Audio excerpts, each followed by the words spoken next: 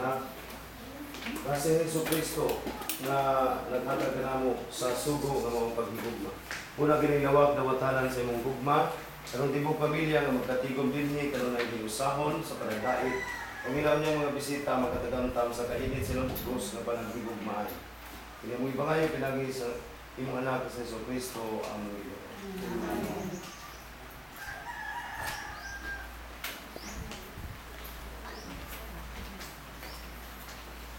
Diyos ang mga amahan, yung kabubuto na kami makapabuhay sa aming kabudlay. Si Jesus Cristo nag-aawag ka namin. Umarin kami kalapit ang tanan, ikapuyan, ibugatan sa inyong ibasan, o papahulayon ko kamo. Hindi alawang kung pahulay, gikan sa kabudlay ang imong mga anak. Ipailalom sa imong anghel, magbalantay kining alawa. Ano sa ilang pagkatulog, maiway sila sa kanunay, sa kasamo o katalagman. Inagi sa imong anak, sa Kristo, among Ginoo. Amen.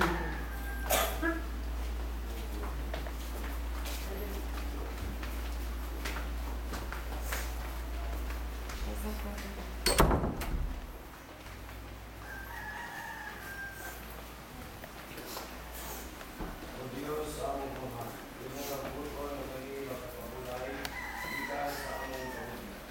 Kung sa Jesus Cristo nagkaawag ka namo, umalik kamo kanako, kamong tanan ng ikapuyan, o gibugatan sa inyong ipasan, o papahulayon ko kamo. Dinhi nga lawak mong pahulay, gikan sa kabudlay ang imong mga anak. Ipailalom sa imong anghel, magbalantay kining lawak. Aron sa ilang pagkatulog, maibuhay sila kanunay sa kasamang katalagman. Inagi sa imong anak, sa Kristo among Ginoo. Amen.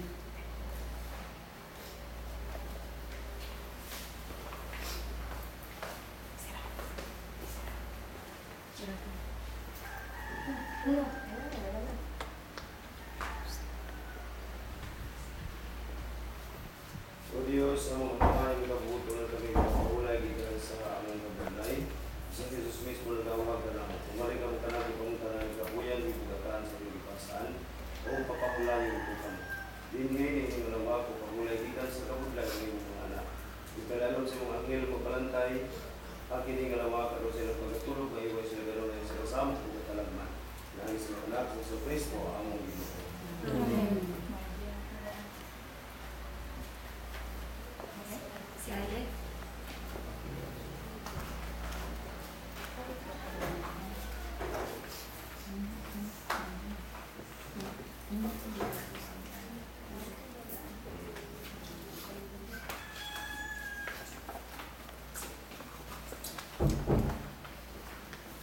Sino?